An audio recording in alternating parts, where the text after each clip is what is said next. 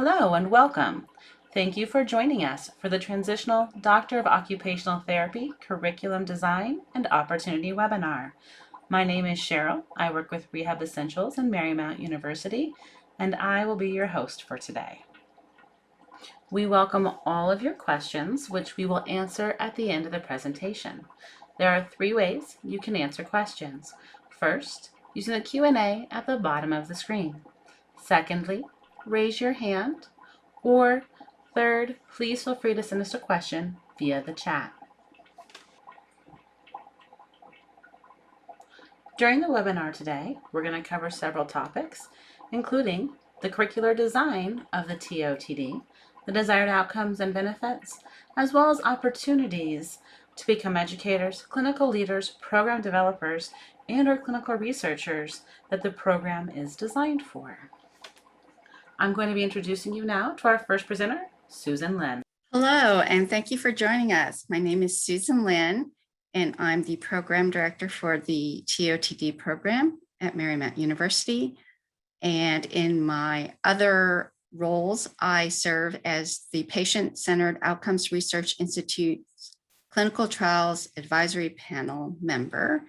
And we also love ppCOTD because it is truly patient-centered, and I serve as an ambassador and mentor reviewer for them. Also, we are involved in other associations besides AOTA. So I volunteer for the American Congress of Rehabilitation Medicine and the Society for Participatory Medicine. I am the former research director of AOTA, and my background is in pediatrics.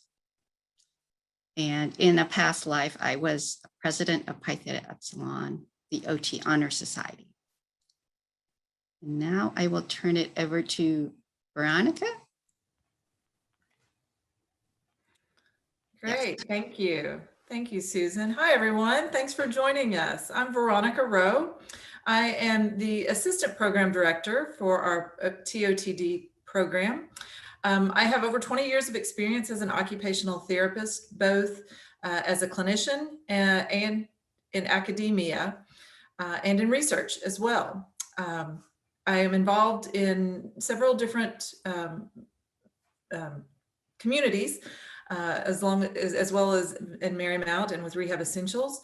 I am the stroke ISIG chair of the American Congress of Rehab Medicine. I'm active in AOTA. And I'm also a teacher and researcher at Georgia State University. My teaching experience has spanned more than 10 years, so I enjoy both the clinical and the teaching and research aspects that go along with occupational therapy. Prior to my career in academia, I did work at Emory University in research and continue to collaborate with them in various other places doing research. So I'm happy that you're here and happy to continue this webinar. Back to you, Cheryl. And Jonathan, if you wouldn't mind introducing yourself. Sure. Hello, I'm Jonathan Schieler. I'm the Chief Program Officer for Rehab Essentials. By education, I got my DPT in 2005 through the traditional institutes of going to school. However, I did get my MBA online, so I am well aware of the trials and tribulations of online education, as I did that back in 2008 to 2010 when online education was still kind of in its infancy. I have been working with transitional programs over the past 15 years as that evolution happened from CDs, DVDs over to streaming content to what we currently have now, and help to push the envelope of making sure that our content is at the leading edge of that. So I help with program development and the evolution of all those things there. Wonderful. All right, so we'll go ahead and get started. Susan, would you mind going ahead and getting us started this morning, talking a little bit about the curriculum design? Sure. So when we started designing the curriculum, a number of documents affected our thinking, such as the AOTA Vision 2025 and the Institute for Healthcare Improvements Quadruple Aims framework. So we want to just start by even talking about what is a transitional OTD and how does it differ from an entry-level OT degree. So both TOTD and entry-level OTD programs confer a Doctor of Occupational Therapy, which is considered a clinical doctorate. Both are evidence-based, practice-oriented, and include research and advocacy. And both require a capstone project towards the end.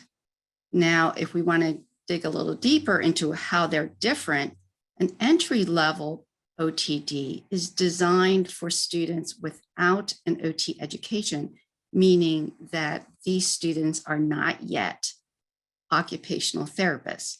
So that the entry-level OTD program is called a professional program. It's grooming them and preparing them to be professionals. And after their entry-level education, they sit for the NBCOT exam. So these entry-level programs are preparing people to be an OT, and that includes a fieldwork and experiential component. The transitional OTD is a post-professional program, so only those who are currently occupational therapists are eligible to apply. And it is therefore designed with working therapists in mind.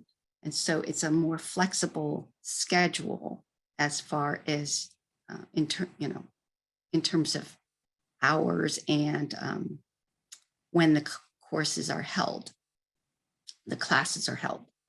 So in academia, a post-professional doctorate degree is typically preferred for faculty roles. And why is that? Well, in higher education, they prefer that you have a degree, a terminal degree in your field. And an entry-level degree is not a terminal degree. It's not the last degree that you could possibly get. And so a post-professional doctorate helps with that regard. And ACOT requires at least 50% of full-time core faculty to have a post-professional doctorate. So in terms of other roles, the OTD, the transitional OTD, helps you assume leadership roles in clinical practice, academia, or the community. Now, next, we'd like to talk about how our curriculum fosters expert level growth in 3 key areas: education, leadership, and contribution and elevation of the profession. So in terms of education, we want to build on the entry-level education OTs have and grow their professional knowledge, skills, and critical reasoning and professionalism.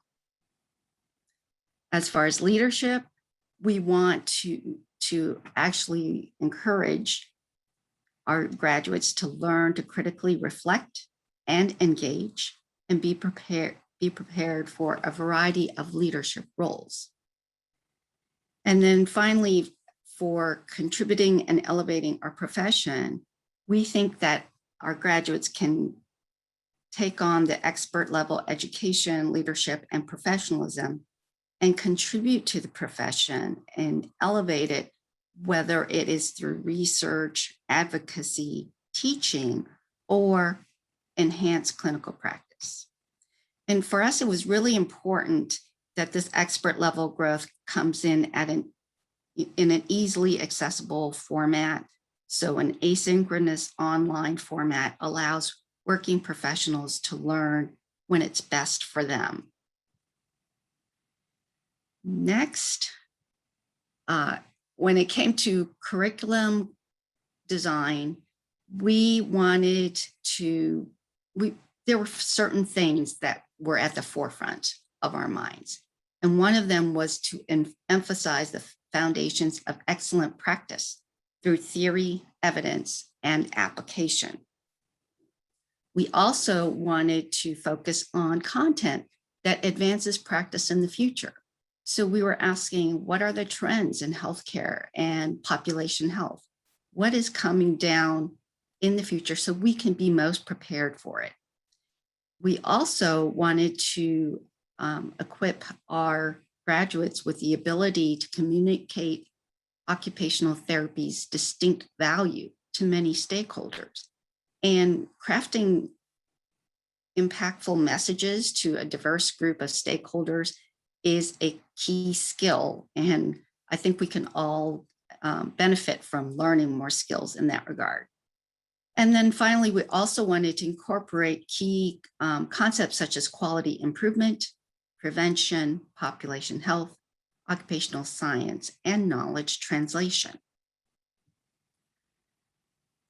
Now, our core elements of our curriculum are shown in this graphic. First, we have advanced knowledge, then enhanced competency, enriched practice, and then refined professionalism. We'll talk about each of these in more detail. Our first core element is advanced knowledge, and that includes advanced theory, concepts, and then integrating interrelated constructs across courses. And we also expect our graduates to contribute to research, and a prime opportunity for doing that is through the Capstone project. And for those of you who may not be familiar with a capstone, it's a culminating project to critically apply knowledge from the entire curriculum to help solve a problem or answer a question that you're interested in. And so we have two capstone courses. Capstone 1 is for designing and planning the capstone. And then capstone 2 is implementing and collecting data and analyzing the data, then writing up the results. And that makes it a less stressful experience for everyone. And finally, we want to contribute to education. And so we do have a course on teaching and learning because we view education very broadly. We are educating others constantly, whether it's clients and family and caregivers, to other professionals, to even policymakers if you're engaged in advocacy. Our next core element is enhanced competency. And that means fostering critical thinking and analysis. And it also includes the OT process, such as evaluation and delivering interventions, and then outcomes measurement. So we have courses that address all three areas. And with outcomes measurement is particularly important because the latest OT practice framework, 4th edition, emphasizes outcomes measurement. Our next core element is enriched practice, and that includes self-directed practice, application of theories, and then using evidence for practice or knowledge transfer, and then models of practice. Are we applying these models routinely? And then finally, we would like our graduates to critically reflect on the performance skills, patterns, and the OT process.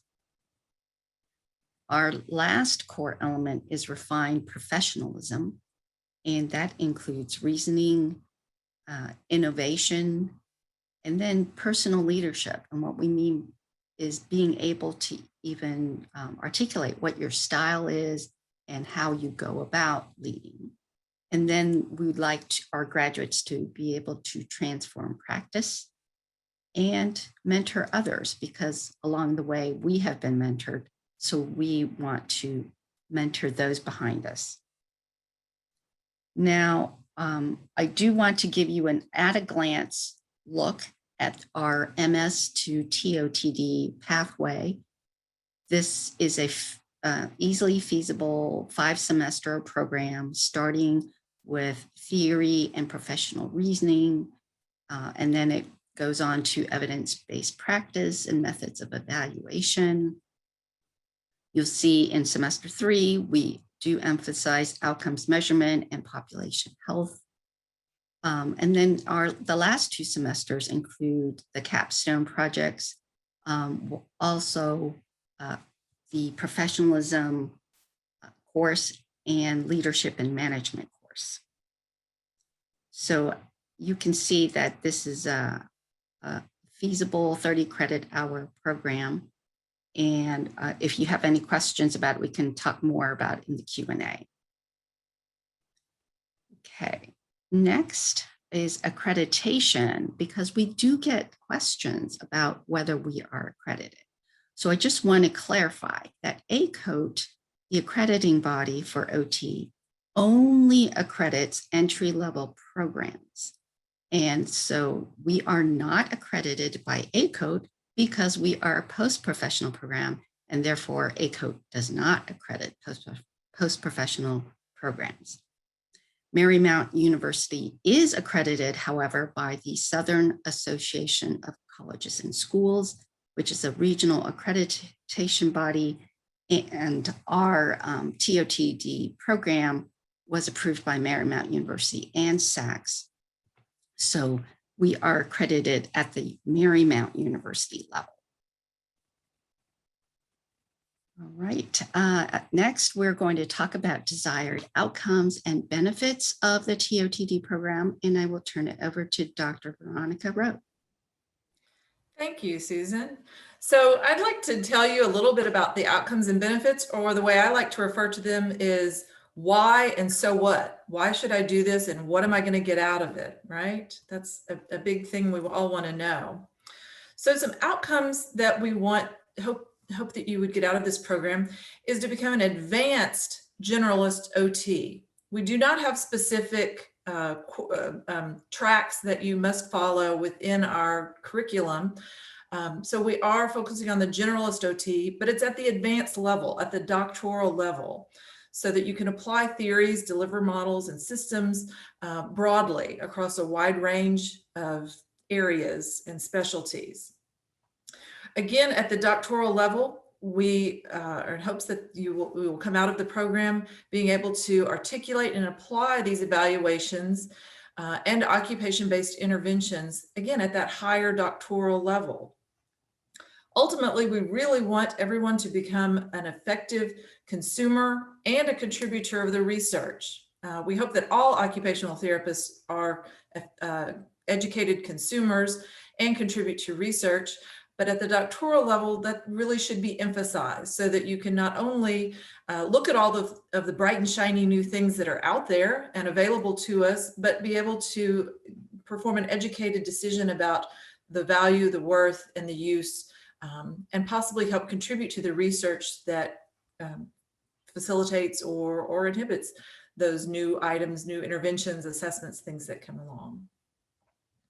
Some other outcomes that we want to do is to encourage people to be lifelong learners. Again, we want all OTs to do this, but certainly at the doctoral level, you're showing that you want to be a lifelong learner just by being in the program. And we want to facilitate and encourage that as much as we can. Research is constantly being evolving and constantly being published and put out there, and it's hard to sometimes keep up with that. So within our program, we hope to facilitate that process of being able to keep up with evidence-based practice and evidence-based research, as well as uphold ethical standards, values, and attitudes. Again, you might think all OTs need to uphold ethical standards, values, and attitudes, but at the doctoral level, you are really seen as a leader, as a mentor, and somebody that can go above and beyond in teaching others and giving example of that ethical and higher level practice. We want people students to be able to demonstrate active involvement in professional development, leadership, and advocacy.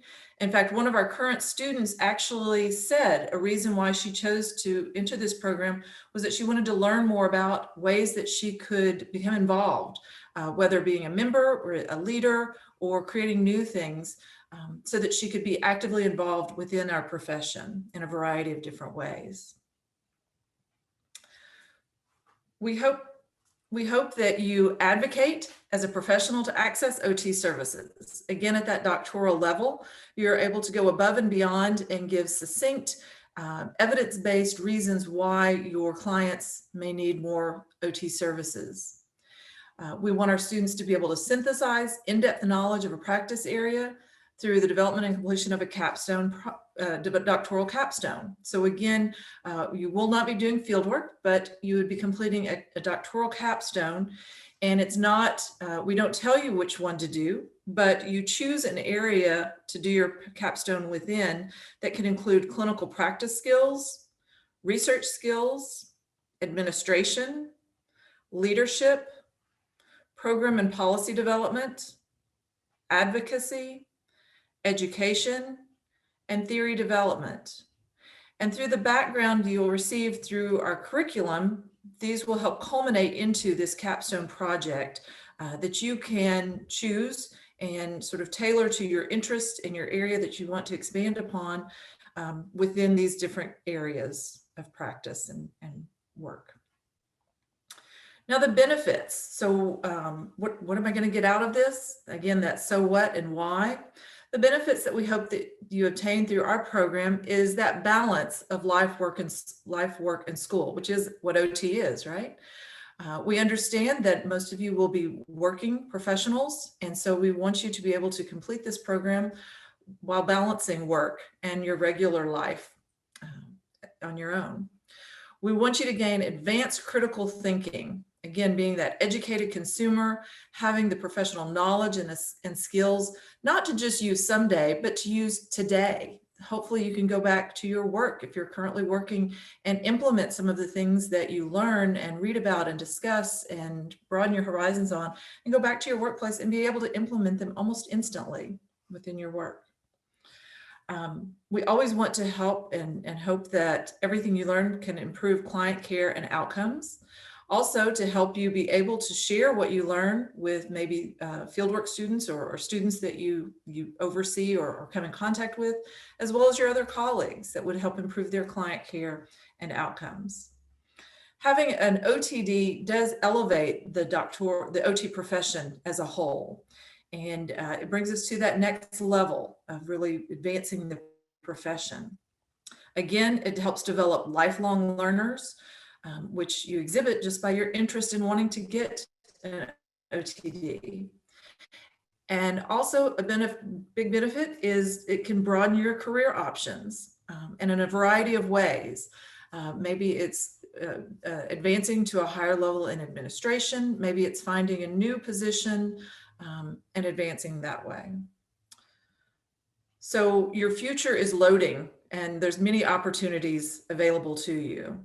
Some of these can include leadership positions, both within a clinical atmosphere or facility.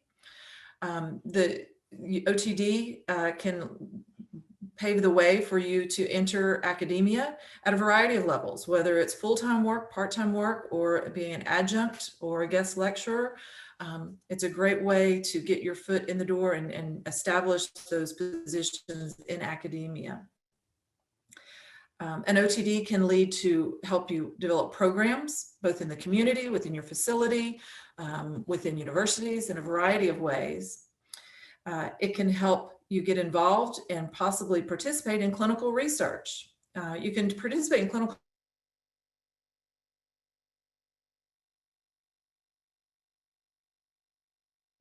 I think Veronica just froze. We'll give her just a moment here. Oh, there you are. You're back. I'm sorry. Clinical research. Okay, clinical research. So you can be involved in clinical research in a variety of ways. You don't have to just be the lead principal investigator. You can certainly collaborate, co-investigate with others. You can contribute on a team of research. You can help collect data. You can help analyze data. Really important is help disseminating data. You can even be that person that facilitates that knowledge translation, bringing research into the clinic. By being that educated consumer of the research and being able to read it, absorb it, and then figure out how can we actually translate it into the clinic. with an OTD, you can advance in administration, whether that's healthcare administration or leadership or administration in nonprofit organizations as well. So there's a lot of opportunities and benefits involved with getting your OTD. There's probably many more that we haven't named, but I'll end with that one and pass it over to Jonathan, who will talk about our degree program. All right. Thank you, Dr. Rowe and Dr. Lynn. Let's see if I can click around here and get things moving. So I don't have anything to say because they just said it all. No, so what I'm here to talk about a little bit is why you are sitting here and learning about Rehab Essentials and our partnership right now currently with Marymount University, why you may want to look at our program potentially versus other programs. Again, a lot of key highlights that both Dr. Lynn and Dr. Rowe have already spoke about is that, you know, Rehab Essentials has been doing transitional programs since 2003. We started in the PT realm as PT was transitioning, and now that OT is transitioning, we feel we can bring that expertise of attaining that work-life school balance to the occupational therapist professional, i.e. you.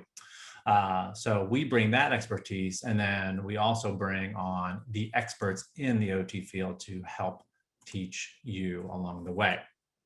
Again, the program is 100% online. It is an asynchronous format.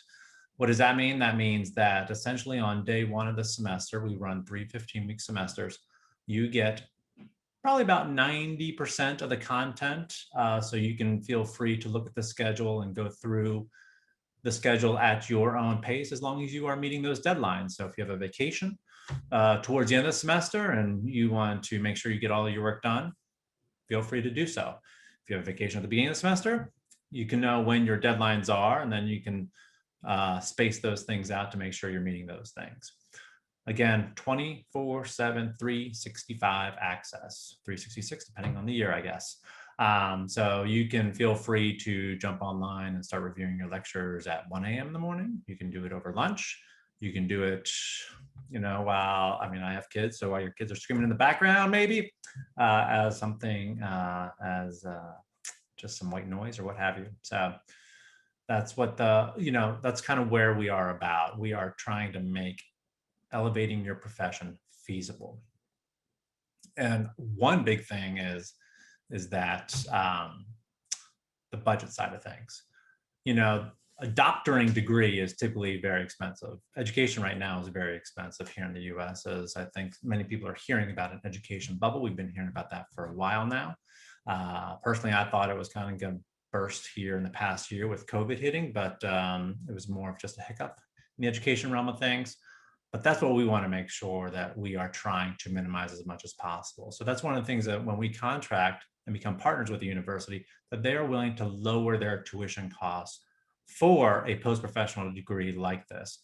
As you probably search around a little bit, you will see that the typical doctorate or post-professional graduate credit is usually $800 per credit or more, all the way up to $1,500 a credit I have seen.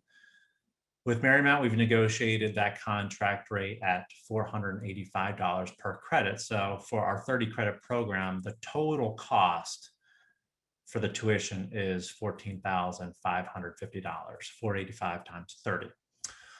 You know, you may have some books in there that you may have to purchase. However, we don't say go to Marymount Library or go to Marymount Bookstore and buy their books. You can buy them wherever. You can buy them used. You can buy them from previous students.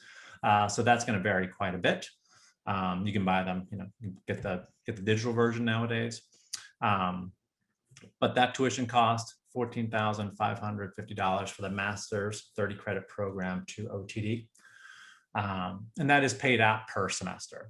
So depending on numbers of credits you take in that semester.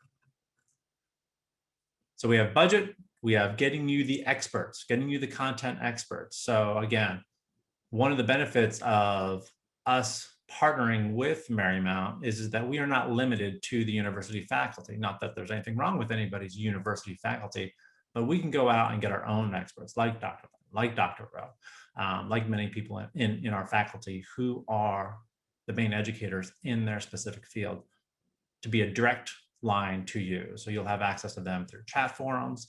You'll have access to them through a direct messaging system within our learning management system, which is called Moodle right now. So you have the ability to converse, dialogue, and build that professional network with those professionals and those experts. And again, we are being online. I mean, it is a currently national community because with Marymount, you do have to have a US OT license. So you also get to network with OTs all around the nation currently.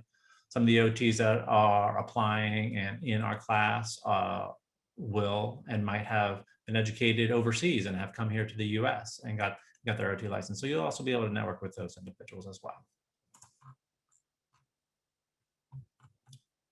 So again, a big thing, the accreditation thing is just very confusing, right? Especially if you're not in the education realm. So what does that mean exactly?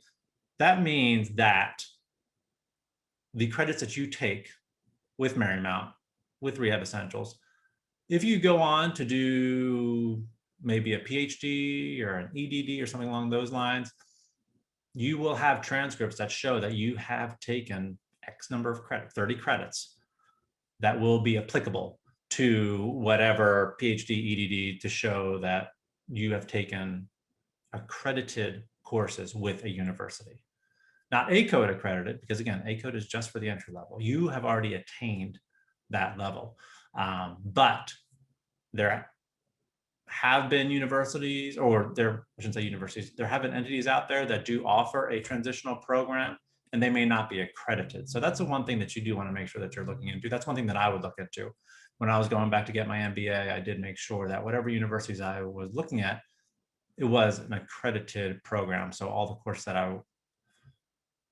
the courses that I was taking at that point in time, they were actually accredited courses. So when I pull my transcripts, it'll show if I ever go anywhere else that maybe I can pull some of those credits into whatever program. What's our next slide here? So again, just our transitional program right now, again, it is a set sequence. Dr. Lynn showed you that sequence there earlier on. It's 5 semesters. Again, on average, about 2 courses per semester. You do have that one semester that's going to be your professionalism course, which is going to add one more course in there. However, that's kind of I think a nice breakdown. You're taking about 6 credits or so on average per semester. So it also helps with that cost. Again, 6 credits at that $485 rate. And I do believe Marymount also has some payment plan options available, so you can even spread those payments apart a little more. Our master's program, as Dr. Lynn pointed out, is a 30 credit program, 5 semesters. There's 3 semesters per year. So you get done in that 18 to 20 months. We do have some additional proctoring fees. Again, it's a federal regulation now for online degree programs that you do have some type of virtual proctoring. That fee is, we don't add any markup onto that. That is just directly passed to you. You pay directly to actually the proctoring service. So you pay those direct fees. Again, we are trying to keep this tuition as low as possible and as feasible as possible. I do understand that OT, did transition here in 2000 to that mastering level. So there are quite a number of BS OTs out there. With Marymount's accreditation with SACS, the Southern Association, SACS does require anyone that is applying to the program to have at least 30 graduate credits. So Marymount has put together one of 5 different pathways to help you get those 30 credits. They would be at the regular tuition rate of whatever those credits are. I do believe they're roughly maybe about $1,000 right now per credit. But they have a master's in public health and education, which can be very valuable. And then they have several certificate programs, which can be very enticing. So you can reach out to anyone here on this call to learn more about those things. However, once you are in that program, you are automatically accepted into the transitional program itself. However, with SACS regulations, you do need to attain at least that 30 credit level. The application, again, we want to make this as feasible as possible. You even being on this call have already shown that, you have interest and have the drive to go on above and beyond what is probably required of you, education and academia wise. So we don't require any recommendation letters. The application on Marymount, it has a spot for recommendation letters, so you can feel free to input those things, but we don't really see a need for that. We really just require to make sure that you do have that master's degree. And again, that doesn't have to be an OT if you have any master's degree or 30 credits. So if you have your MBA, if you have your master's in health administration, or really whatever, or at least maybe 30 credits if you took several certificate programs in the past. And again, going back to that accreditation status, as long as those certificates were accredited courses, and there's credits that we can pull from transcripts from that. And then you just need to have your US OT license. If you did graduate from a foreign institute that was not ACODE accredited, there is just one extra step in there to make sure that your degree is equivalent to a master's degree or potentially a bachelor's degree. And then if you went on to get some certificate accredited courses there, you do need to get your degree reviewed by any member of NACIS, the National Association of Credential Evaluation Services, or ACE, that Association of International Credential Evaluators. Both of those organizations have memberships that you can just click on. There's a whole list that you can go down through and just have your academic credentials evaluated to make sure that they are equivalent. Outside of that, it's a very, very straightforward and simple process. Application itself should take you 5 minutes to do. And that is all that I have to say. So. Well, that's what you think, Jonathan, because there's a question for you. So the question is does the TOTD accept any transfer credits? Yeah, so currently right now, the TOTD at Marymount does not accept any transferred credits into the TOTD program itself. Again, that master's, that 30 credit program. Now, if you have a bachelor's and you don't have a master's, those are credits that can transfer in there to help bump you up to that 30 credit minimum level.